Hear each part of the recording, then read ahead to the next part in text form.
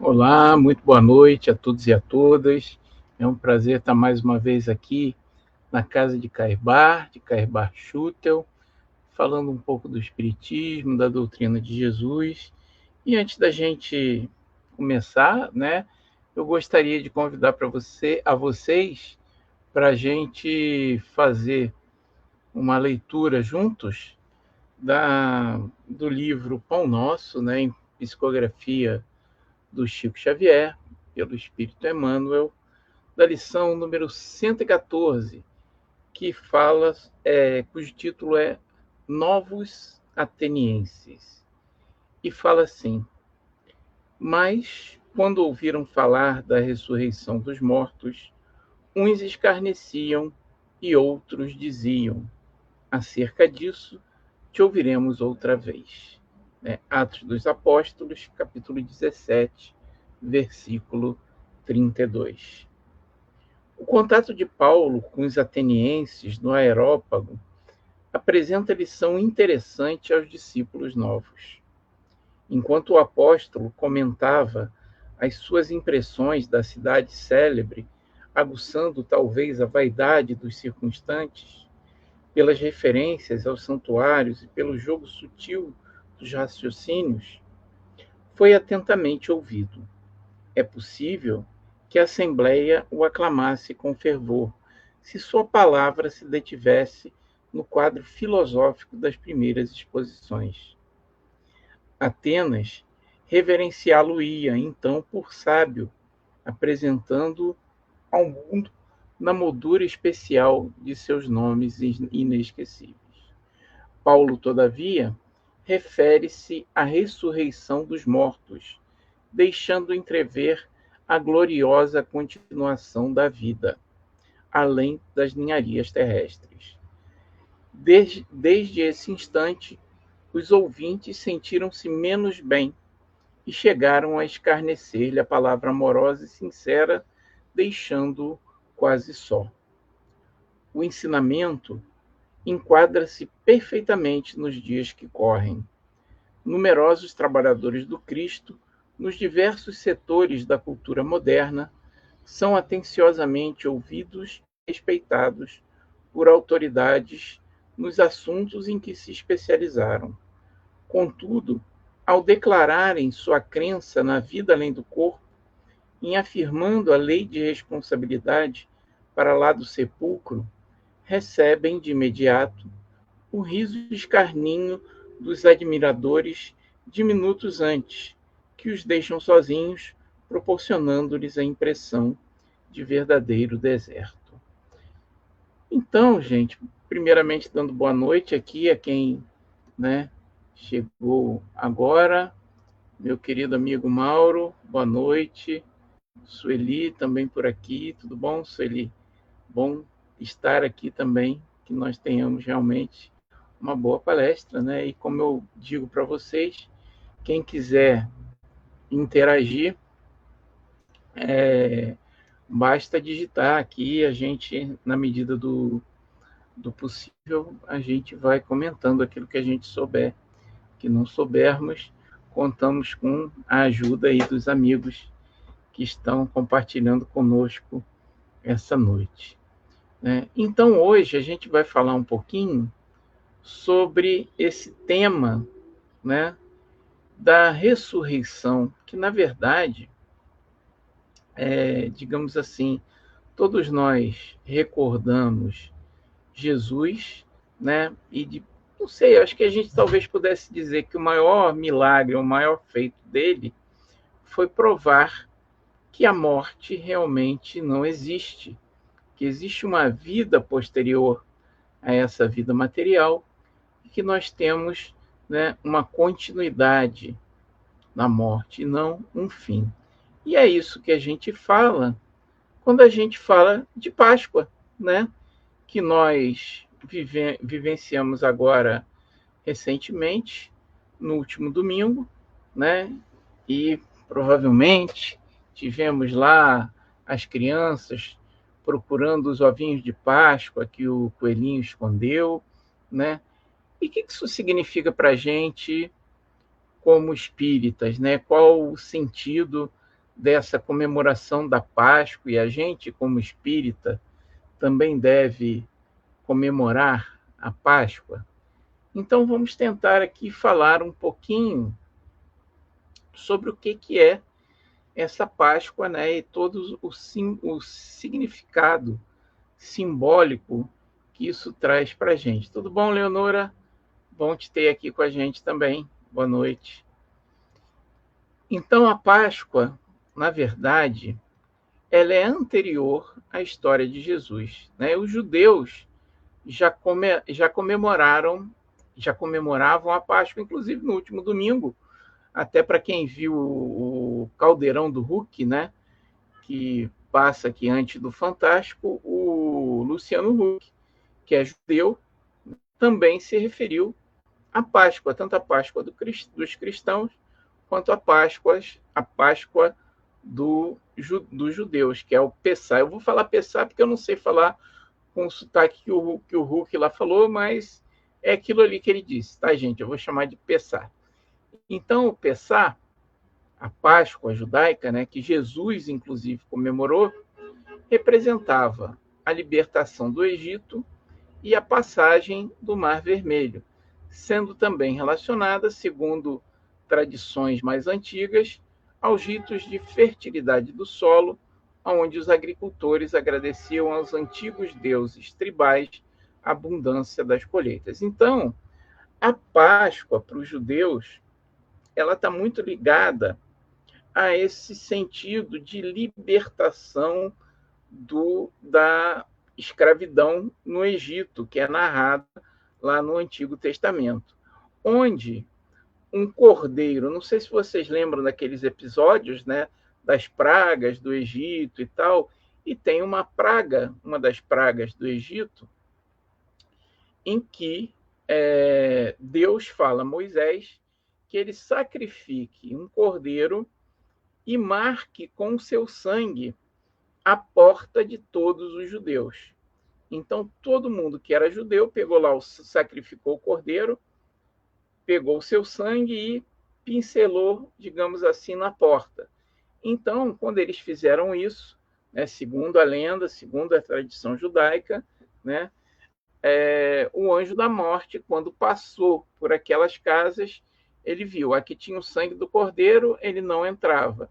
Aqui tinha que não tinha o sangue do cordeiro, ele levava o primogênito, né, ou o filho mais velho. Então, inclusive do faraó do Egito e tal. Então, essa passagem relembra também essa passagem, né, do anjo da morte pela casa, né, dos hebreus lá, dos judeus, enquanto eles eram prisioneiros não, onde eles eram escravos, né, segundo o Antigo Testamento, no Egito. É lógico que essa história, né, tem muito de lenda, tem muito de tradição, né? O que é real, o que não é real, a gente não pode dizer, mas essa é uma característica dos ritos, das histórias, dos mitos antigos, cujo objetivo principal não era contar uma história real, mas sim dar um exemplo moral, uma história que talvez não condizesse exatamente com a realidade, mas cujo objetivo era passar um princípio moral para as pessoas daquela fé, né? Então a gente vê que essa tradição da Páscoa é um ritual que os judeus tinham muito antigo, referindo-se, né, à travessia, né, a saída, melhor dizendo, da escravidão do Egito. Então, entre os vários símbolos, tudo bom, Serli? Boa noite. Entre os vários símbolos que a gente tinha nessa tradição da Páscoa judaica, um dos principais era o Cordeiro Pascal. Então, se vocês lembram, né, na historinha lá das pragas do Egito, o cordeiro era sacrificado, o sangue dele era colocado na porta das famílias judaicas para que o anjo da morte passasse ao longo e não entrasse. Então, a Páscoa também é chamada de Festival dos Ázimos. O que era o ázimo? Era o pão sem fermento. Então, dizia-se que durante a fuga do Egito, como eles estavam lá, correndo dos soldados do faraó, não havia tempo para que o pão fermentasse, né? Para quem já fez pão aí em casa, você sabe que você bota fermento, espera o tempo, aí o pão cresce, aí você assa. Mas como eles estavam fugindo, eles não fermentavam a massa do pão, comiam a massa do pão sem fermento mesmo.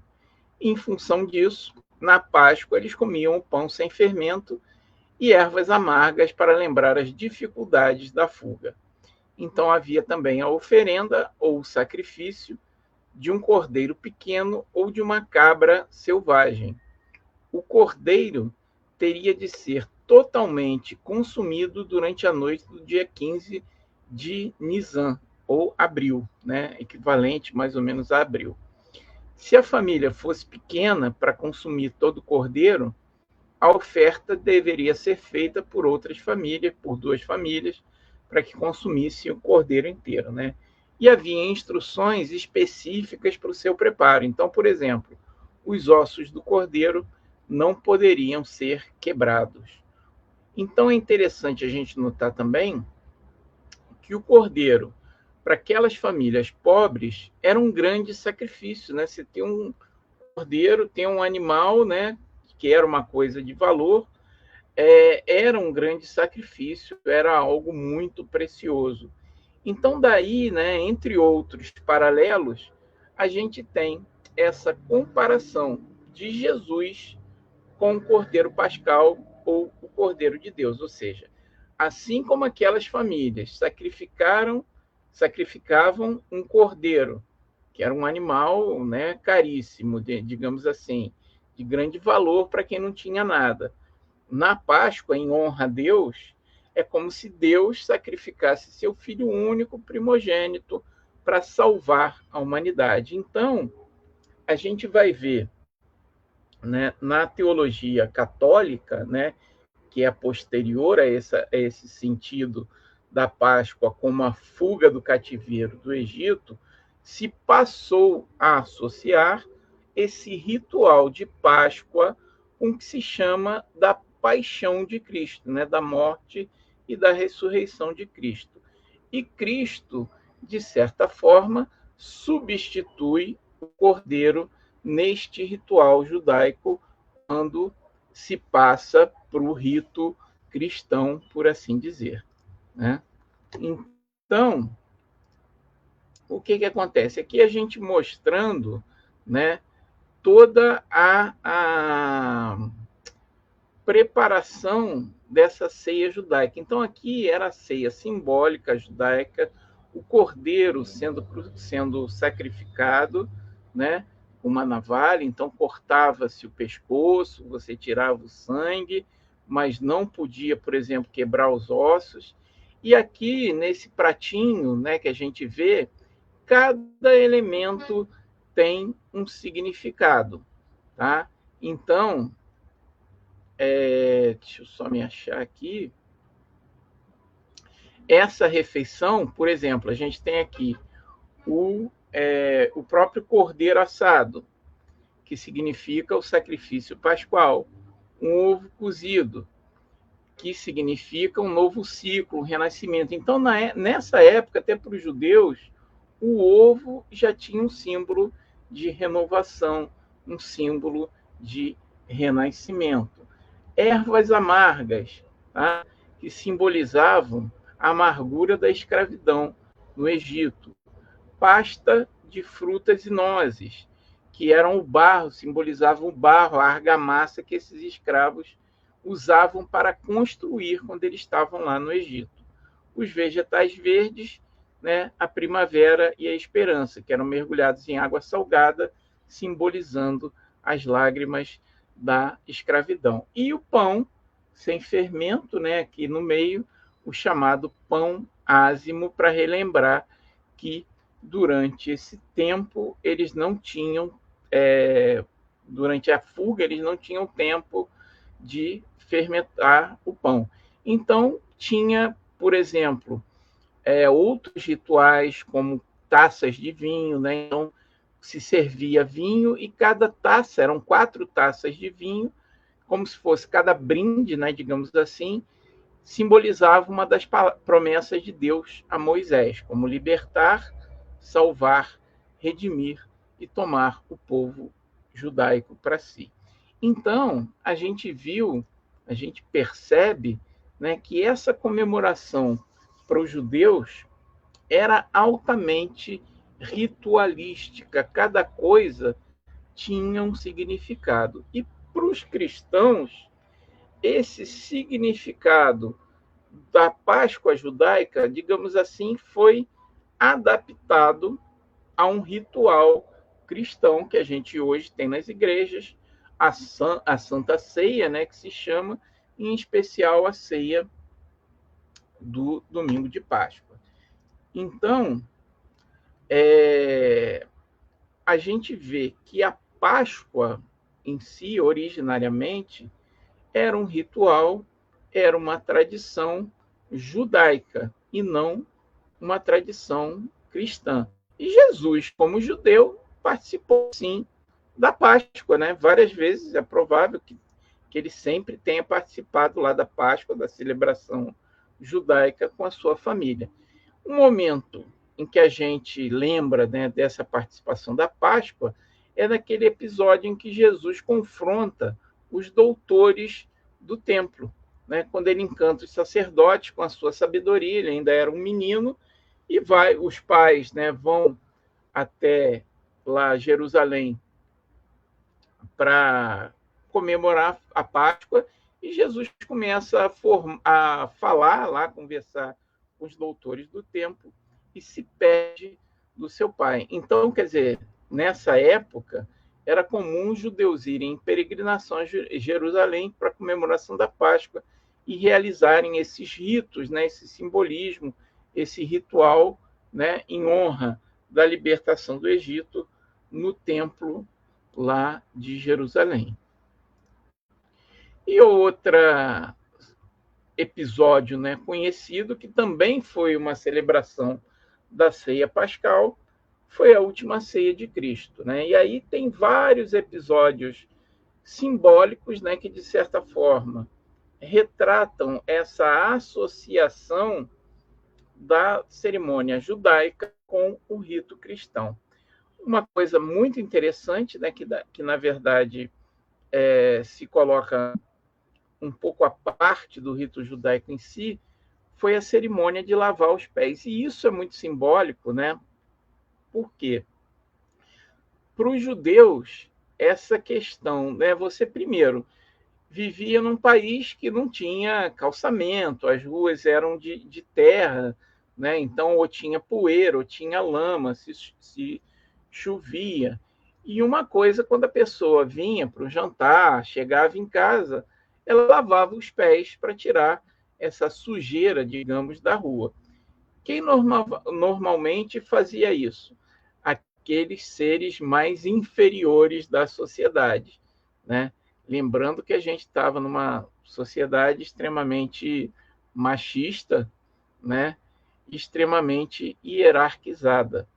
Então, para quem era rico, eram os servos, eram os escravos que faziam esse ato de lavar os pés dos convidados. Para quem era pobre, era quem estava mais abaixo da hierarquia familiar, que eram as mulheres, né? O Mauro está fazendo um lembrete aqui importante. Quem quiser, separe a água para ser fluidificada durante a palestra, né? Que com certeza a espiritualidade vai trazer os seus melhores fluidos para quem estiver reunido aí com a gente, em nome de Jesus. Lembrando também dessa outra promessa dele, né? Onde 2 ou mais estivessem reunidos em seu nome, Jesus estaria no meio de nós. Estamos nós aqui, apesar de distantes fisicamente, mas próximos ao coração, reunidos em nome de Jesus. Obrigado aí pela lembrança, Mauro. Isso aí. Então, esse gesto de Jesus de se colocar na posição de uma mulher, que era um ser, né, digamos assim, visto como inferior na sociedade judaica, ou de um escravo, é muito simbólico, né, da humildade de Jesus nesse momento em que ele não se coloca como mestre, mas como alguém que veio servir, né? E a gente vê no ritual essa associação.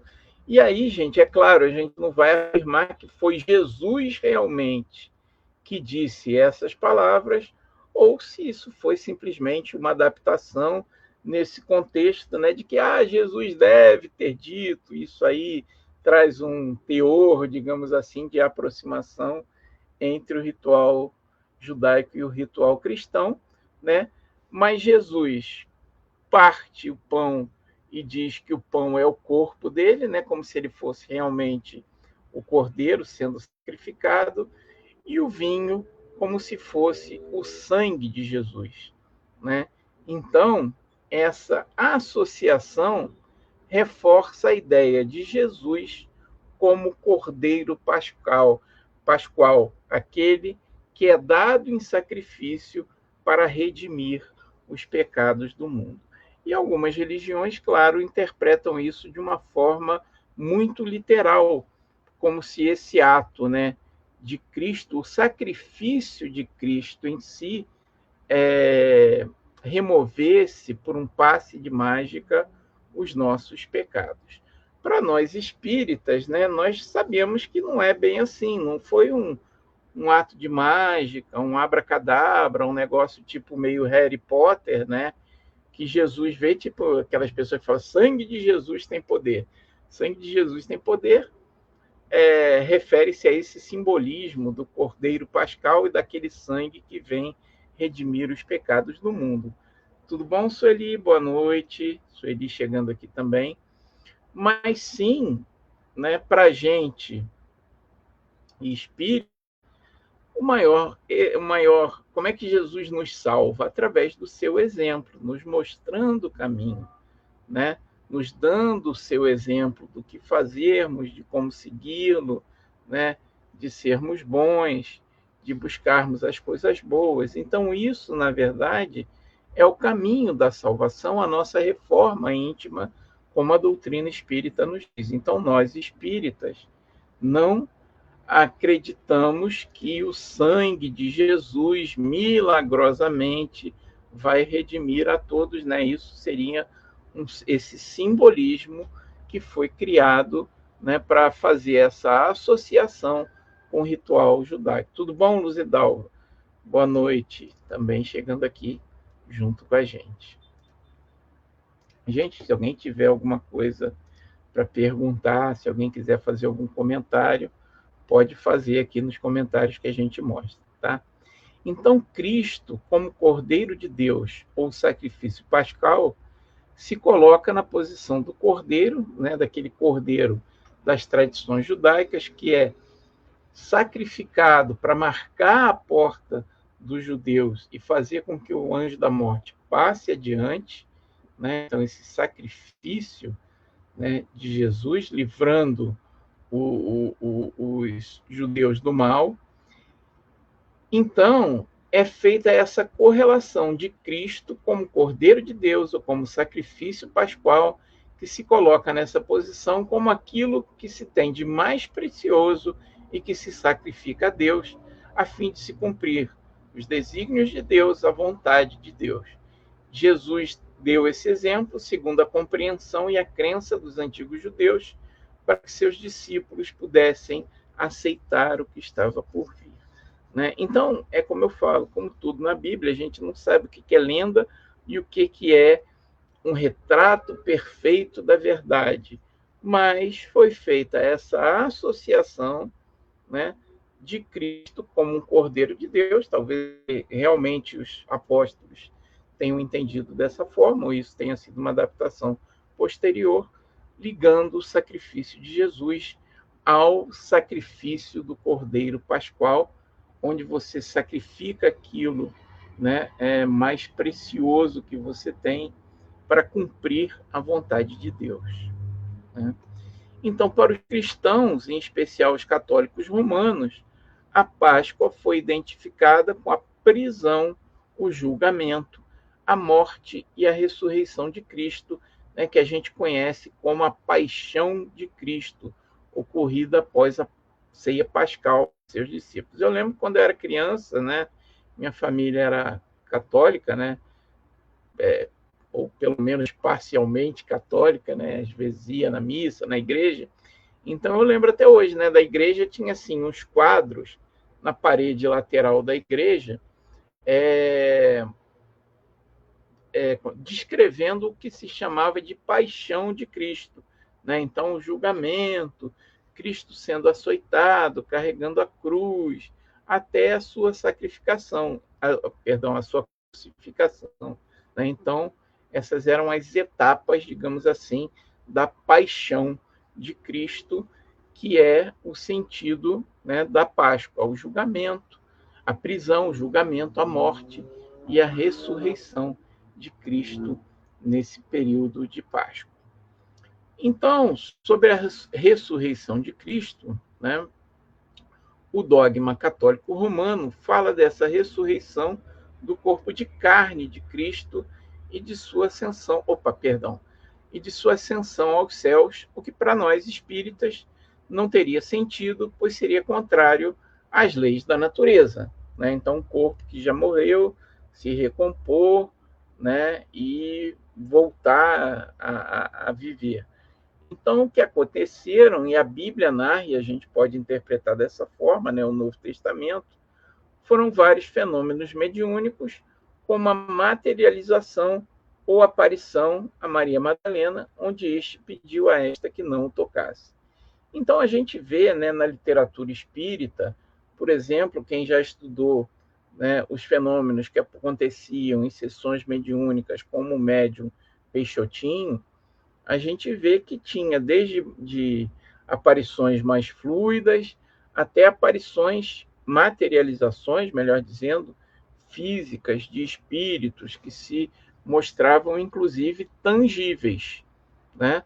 Então, e no próprio livro dos Espíritos, Allan Kardec também narra bastante fenômenos semelhantes àqueles que a gente pode associar com esses que ocorreram após a dita ressurreição do Cristo, né? Aí você vai falar, mas o que aconteceu? O corpo, teve corpo, não teve corpo? Jesus foi com o corpo para o céu? Isso é como eu falo, a gente nunca vai poder dizer com certeza, né? Por causa das histórias que se contam. Então, a verdade, o que aconteceu? Dissolveu, né? Não sei, gente. A gente pode dizer, digamos assim, o que a Bíblia conta, o que o Novo Testamento conta e as aproximações daquilo que a gente observa, né, através do estudo da doutrina espírita. Então, são narradas várias aparições de Jesus que nós podemos relacionar com fenômenos de mediunidade. Então, por exemplo, no caminho de Emaús, né, se narra que Cristo outras vezes apareceu a seus discípulos, como quando no caminho de Emaús apareceu a dois deles que seguiam pela estrada completamente materializados, chegando a partir o pão quando chegaram a seus destinos. Então, aqui está escrito errado, a seus destinos. A seu destino, né, seria melhor. Então, o que acontece? Vejam, Jesus, depois de morto, se materializou completamente, né? Andou no meio deles, né, dos discípulos, e, conforme é narrado, era uma coisa tão extraordinária, tão inesperada, que eles nem chegaram a reconhecer Jesus, né? Apenas quando ele realmente pegou, cortou o pão, e aí, né, os discípulos identificaram Jesus. Então, isso aí seria um fenômeno de materialização tangível, né, onde o espírito se materializa totalmente a ponto de poder realizar atos físicos como cortar o pão. E tem outro caso também da materialização para os 11 discípulos em Jerusalém, onde é narrado, né, que os discípulos se reuniam num quarto fechado e que no meio deles Jesus apareceu. Ou, se eu fosse dizer pelo conhecimento espírita atual, eu diria que Jesus se materializou completamente no meio deles. Né? Então, a narração segundo Lucas é essa aqui, versículo 34 a 36. E na mesma hora, levantando-se, tornaram para Jerusalém e acharam congregados os 11 e os que estavam com eles, os quais diziam: ressuscitou verdadeiramente o Senhor e já apareceu a Simão. E eles lhe contaram o que lhes acontecera no caminho e como deles fora conhecido no partir do pão. E falando eles essas coisas, o mesmo Jesus se apresentou no meio deles e disse-lhes: paz seja convosco. Então, gente, imagina, você está numa sala fechada, né, falando sobre Jesus, e no meio do nada Jesus aparece. A gente pode fazer essa associação, né, com o que acontecia, por exemplo, em sessões de materialização do médium Peixotinho, né? É um exemplo que a gente tem. O médium ficava deitado, doando ectoplasma, e havia materialização de espíritos, né, de corpo inteiro, alguns que eram inclusive tocados, materialização tangíveis, né? Tem vários livros na literatura disso, espírita, que fala sobre esse tipo de fenômeno, né? E aí a gente tem aqui o exemplo até de Tomé, né? Que Jesus, para provar que era ele mesmo, que ele estava ali materializado, ele fala para Tomé colocar o dedo dentro das feridas do corpo de Jesus, né? Então a gente já vê que é um fato, né, inusitado, realmente, alguém que morreu e que está com feridas graves, como essa que a gente retrata aqui num quadro, numa pintura clássica do pintor Caravaggio,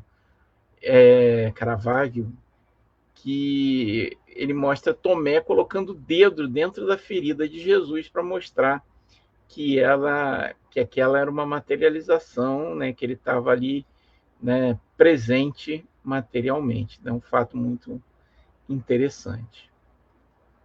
Então, aqui só para a gente colocar, né, no segundo que diz João, capítulo 1, versículo 29, Cristo é a nossa Páscoa, é a nossa passagem, é a nossa libertação. Né? Vejam como é que se associa Jesus com o sentido da Páscoa judaico, que é esse sentido de libertação. Pois ele é o Cordeiro de Deus que tira o pecado do mundo, ou seja, aquele bem precioso que se sacrifica para que o pecado, né, não possa chegar até você, o mal se desvie de você. Então é lógico que isso é uma linguagem muito simbólica e que associa, né, esse sacrifício e ressurreição de Jesus com a cerimônia da Páscoa judaica. Tem-se a ideia de que Deus sacrificou Jesus para nos libertar dos pecados, assim, né, como os judeus sacrificavam o cordeiro em honra a Deus, né, para que Deus fizesse, digamos, que o anjo da morte passasse por ele e não os afetasse. Mas, para nos libertarmos dos pecados, ou seja, dos erros, devemos estar dispostos a contribuir utilizando os ensinamentos do Cristo, e isso é o mais importante, como nosso guia. Porque Jesus não morreu para nos salvar. Jesus viveu para nos mostrar o caminho da salvação. Né? Então, como a gente compreende a salvação que vem de quê? A partir dos nossos próprios atos, a partir daquilo que a gente chama de reforma íntima, da nossa mudança do nosso comportamento, da nossa transformação interior. Então, segundo Emmanuel, essa palavra salvação equivale a reparação, restauração, refazimento. Então, portanto, salvação não é ganhar o reino dos céus num passe de mágica, num abracadabra, numa coisa meio Harry Potter, não. Não é o encontro com o paraíso após a morte. Salvação é libertação de compromisso, né? Então, é você estar quite com seus erros do passado, é evoluir através da experiência por sobre aquilo que você fez de errado. É regularização de débitos. E, fora da prática do amor ou da caridade, de uns pelos outros, e isso é muito importante, gente, né? Que a gente só se salva através do outro. Olha que coisa interessante. De um e fora da prática do amor ou da caridade de uns pelos outros, não seremos salvos das complicações criadas por nós mesmos, através de briga, violência, exploração, desequilíbrio, frustrações e muitos outros problemas que trazem, que fazem a nossa infelicidade. Alcione chegando aqui também. Tudo bom, Alcione? Boa noite. E aí, como eu falo também, né, pessoal, lembro a vocês, se alguém quiser postar algum comentário, pode ficar à vontade. Olha quem está aqui, minha querida Michele. Te amo muito, viu, Michele? Então, Michele coloca aqui para gente, Jesus nos exemplificou inúmeros ensinamentos, né, João? E, portanto, o mesmo fez durante o processo da crucificação. Nos ama de forma inexplicável. Realmente, Michele, então, como a gente vê, né, toda a vida de Jesus, a gente costuma associar a um significado. E o próprio significado, a gente teria que falar. Obrigado, querida. A gente teria que falar de várias palestras e palestras sobre tudo que Jesus falou, sobre todos os momentos da sua vida e das lições que nós tiramos disso, de cada um desses fatos, de cada um dessa atitude, de cada um e finalmente desse sacrifício por todos nós, né? Que não foi o sacrifício de ser crucificado, né? A gente já falou dentro da doutrina muitas vezes disso. O sacrifício maior de Jesus foi sair da dimensão espiritual onde ele estava, um ser de absoluta luz, e descer até nós, se rebaixar até o nosso nível para dar esse exemplo, né? Esse é o sacrifício de Jesus, para nos servir de professor, mas estando aqui como um irmão, não como um espírito de alta envergadura que ele era, mas alguém que estava aqui para lavar os nossos pés, alguém que estava aqui para dar a sua própria vida por nós, alguém que estava aqui para sofrer por nós, como um irmão, como um parente, né, faria por seu filho, por seu irmão, pelo seu pai, algo assim.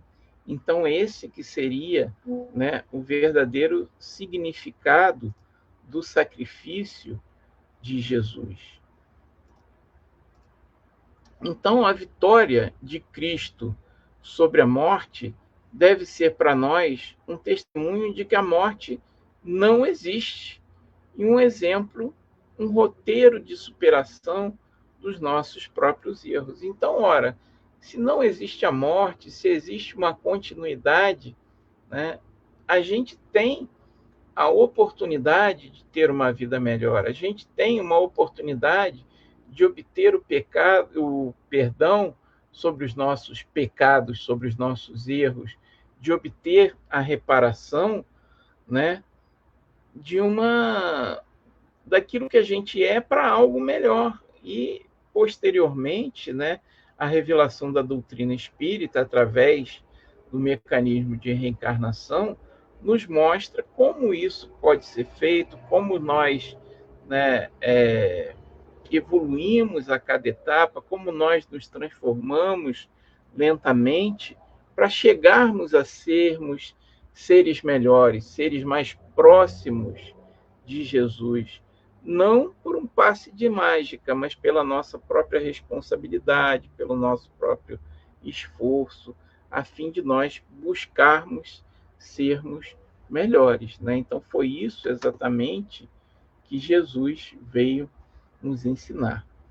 E a tradição dos ovos de Páscoa, gente, de onde é que veio esse negócio de ovo de chocolate? Então, na antiguidade, os egípcios e os persas costumavam tingir ovos com cores da primavera e presentear os amigos. Para os povos antigos, o ovo simbolizava o nascimento. E aí eu mostrei para vocês, até na ceia judaica, o ovo já estava presente como um símbolo de renascimento. Por isso, os persas acreditavam que a terra nascera de um ovo gigante. Então é fácil a gente entender esse simbolismo, né? Já que o ovo é alguma coisa lá naquele formato esférico, inerte, que não se mexe, que aparentemente não tem vida, em um determinado momento sai uma vida de dentro dele, né? E principalmente, nesse período associado a esse período desses países que têm esse ciclo de estação bem marcado, no período da primavera, né? Onde tinha os ciclos de acasalamento e nascimento dos animais. A Sueli fazendo um comentário aqui, Jesus veio presencialmente dando verdadeiro exemplo de amor a todos nós. Exatamente. Ele podia ficar lá, né, bem na esfera de luz onde ele estava, Sueli, mas ele quis vir aqui pessoalmente, sabe, fazer esse sacrifício, dando exemplo de amor, né, o amor maior que é justamente esse sacrifício por nós, não um sacrifício de carne, não um sacrifício mágico, onde, não, Jesus se sacrificou, agora está todo mundo salvo, está tudo beleza. Não, mas o sacrifício de sair daquela esfera onde ele estava e vir até aqui para nos ensinar. Isso é isso, ele. Então, né, os antigos cristãos, os cristãos primitivos do Oriente, que já tinham contato de uma forma ou outra com esse simbolismo do ovo de Páscoa em outros ritos, em outras simbologias, em outras religiões mais antigas, foram primeiro a dar ovos coloridos na Páscoa, simbolizando a ressurreição e o nascimento para uma nova vida. Então, nos países da Europa, como é que foi feita essa adaptação? Ao invés dos ovos coloridos com as cores da primavera desses ritos mais antigos, costumava-se escrever mensagens, datas nos ovos. Em outros países, né, se dava ovos coloridos para as crianças. Na Armênia, decoravam ovos ocos com figuras de Jesus, Nossa Senhora e outras figuras religiosas, já fazendo uma associação mais direta desse símbolo de renascimento com os símbolos do cristianismo, né? E o coelho, gente? De onde surgiu o coelho da Páscoa, já que coelho não bota ovo? Se ainda fosse um ornitorrinco da Páscoa, tinha sentido, né? Mas por que o coelho, já que o coelho nem ovo o pobrezinho do coelho bota? Tinha que ter o ornitorrinco da Páscoa. Eu voto pelo ornitorrinco da Páscoa, que seria biologicamente mais correto, né, Michele? Então, né, o que acontece? O coelho também sempre foi considerado nas culturas europeias um símbolo de fertilidade, principalmente nesses países mais frios. Né, o que acontecia? Às vezes tinha um inverno, o coelho sumia, né, da vista das pessoas, ficava lá dentro de uma toca, e quando chegava a primavera, tinha aquele tempo do degelo e tal, ressurgia com vários coelhinhos, né, com a ninhada. Então, apesar do fato do coelho ser um mamífero e de não colocar ovos, por essa capacidade dele desaparecer e depois se reproduzir com uma grande prole, aparecer, brotar do chão, né, digamos assim, sair da toca com a sua prole, ele também era associado ao renascimento, né, a essa fertilidade, ao renascimento da vida após o inverno, né? Então, foi associado à Páscoa por ser um símbolo de fecundidade e renascimento, assim como o ovo, né? Então, a gente teve esses dois símbolos, o coelhinho e o ovo de Páscoa. E a Páscoa de hoje, né? Hoje, a gente tem os ovos de chocolate, como a gente os conhece, que surgiram a partir do século XX, e eu falo, né, nas palestras, gente, século XX século passado. Eu me lembro quanto que eu sou velho, que eu nasci no século passado. Para não dizer que eu nasci no milênio passado, né? Porque quando eu nasci ainda era 1900 e alguma coisa. Então, a gente já mede o tempo hoje por 2000 e qualquer coisa. Então, eu sou não só do século passado, como do milênio passado, gente. Olha que absurdo. Então, os ovos surgiram no século passado, no século XX, como uma alternativa aos ovos pintados, que fez, obviamente, né, grande sucesso em vários países, como o Brasil, embora com isso se tenha perdido um pouco a espontaneidade. Isso aí eu não vou mostrar, não, Sueli, isso aí deixa quieto. De quando você nasceu. Mas estamos aqui jovens em espírito. Embora com isso se tenha perdido um pouco a espontaneidade da comemoração familiar e tenha se dado à data um sentido mais comercial, né? A gente vê o comércio hoje vendendo ovo, né? E é o olho da cara, né? Você compra 3 vezes o peso do ovo em barrinha de chocolate com o mesmo custo, mas tem que ser ovo porque é a Páscoa e tal, e aquele preço absurdo de ovo de Páscoa aí, mas tem que ser ovo de Páscoa, né, gente? Fazer o quê? E os espíritas, né? Como é que a gente deve comemorar a Páscoa?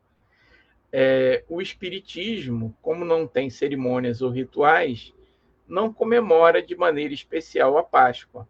Mas, como a Páscoa é uma tradição do nosso país, por que não participar dela como uma oportunidade de reunirmos a família e nos confraternizarmos com aqueles a quem amamos? Agora está a disputa aí de quem é o espírito mais jovem, né? Já está aí, eu estou vendo aí, eu nasci tal, meu espírito é mais jovem que o seu, enfim.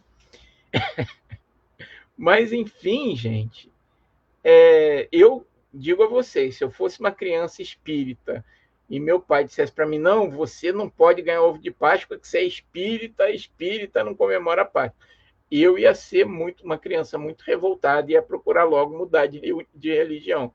Então, meu conselho a vocês, sejam espíritas, mas continuem dando ovo de Páscoa, gente, a tradição do nosso país. Qual o problema, né? Apenas, como diz aqui, não esqueçamos de aproveitar esse momento para refletirmos também no que a Páscoa e o exemplo de Cristo devem significar para nós como símbolo de renovação interior e reforma íntima, né? Então, Páscoa, beleza, comemoramos a Páscoa, mas vamos lembrar também de Jesus, né, desse símbolo do que a Páscoa deve simbolizar, significar para cada um de nós. Então, né, que a gente possa reafirmar a nossa certeza de que a morte não existe e que Jesus nos exemplificou não apenas a subsistência após a morte, mas um roteiro para seguirmos adiante com seus ensinamentos. Todos nós já passamos aí pela Páscoa, mas nunca é tarde para a gente desejar uma feliz Páscoa com Jesus, que a gente seja cada vez mais consciente, né, desse simbolismo da Páscoa, desse renascimento, e que Jesus possa estar sempre conosco em nossos corações, né? E que assim seja, gente, que Jesus esteja nos lares de cada um de nós. Voltando agora à nossa colocação, se alguém quiser fazer alguma pergunta, se alguém quiser algum comentário. Pois é, né? A gente tenta fazer essa viagem na história para entender qual o simbolismo disso, qual o simbolismo disso para a gente, né? Porque veja que são símbolos muito antigos, o ovo da Páscoa, o coelho da Páscoa, que vieram sendo adaptados até os dias de hoje nesse simbolismo cristão. E como espíritas, que lições a gente tira também desses símbolos? Que lições a gente tira dessas histórias, né? Lenda ou não, né? Que sejam parte verdadeiras ou parte fantasiosas, né? Criadas ao longo do tempo, mas cujo objetivo é trazer, sim, um ensinamento moral, né? E isso é importante que a gente tente analisar dentro da perspectiva da doutrina espírita, né? Então, gente, se ninguém tiver mais nenhum comentário ou quiser dizer alguma coisa, eu convidaria vocês a gente fazer a nossa prece, né? Elevar o nosso pensamento a Deus, ao Mestre Jesus, fitando essa imagem aí de Jesus nos abraçando, Jesus nos acolhendo. Vamos fechar os nossos olhos, levar o nosso pensamento a Jesus. Quem quiser, como o Mauro lembrou, colocar o copinho. Você já estabeleceu uma conexão com o João Delcasa. Para conectar um dispositivo diferente, acesse o aplicativo Alexa. É Alexa aqui. Perdão, gente. Então, vamos elevar o nosso pensamento a Deus, ao Mestre Jesus. Mestre Jesus amado, abençoa a nossa reunião, onde aqui estivemos reunidos no Teu nome, e que possamos, Mestre, receber esse espírito da Páscoa, esse espírito de renovação, esse espírito de transformação dentro de nós. Que o Seu divino amor, que a Sua divina bondade esteja presente em todos os lares aqui representados, em todas as famílias, nos nossos entes queridos, e também aqueles, Mestre Jesus, que não têm a sorte de ter o amparo que temos, aqueles que se encontram muitas vezes nas ruas, nos presídios, presos a vícios de droga ou a vícios morais, que muitas vezes são piores que as drogas, que eles possam também, Mestre Jesus, ter o seu amparo, ter o seu acolhimento e, quem sabe, terem dentro deles despertado essa centelha de transformação, essa centelha de modificação, de renascimento que a Páscoa nos traz. Agradecemos, Mestre amado, então, a oportunidade de estarmos aqui reunidos em Tua presença e te pedimos, Mestre, sê conosco, nós acreditamos em Ti. Se for da Tua vontade, que assim seja. Então é isso, gente. Comentário aqui da Sueli. Gratidão pela palestra. Eu que agradeço, Sueli, pela oportunidade de servir, de estar aqui com vocês, né? Que a gente tenha um dia feliz, um bom descanso, possamos estar juntos com nossas famílias, né? Muito obrigado a todos e a todas, e que Jesus possa estar sempre em nossos corações. Tchau, tchau, gente. Boa noite. Que assim seja. Tudo de bom.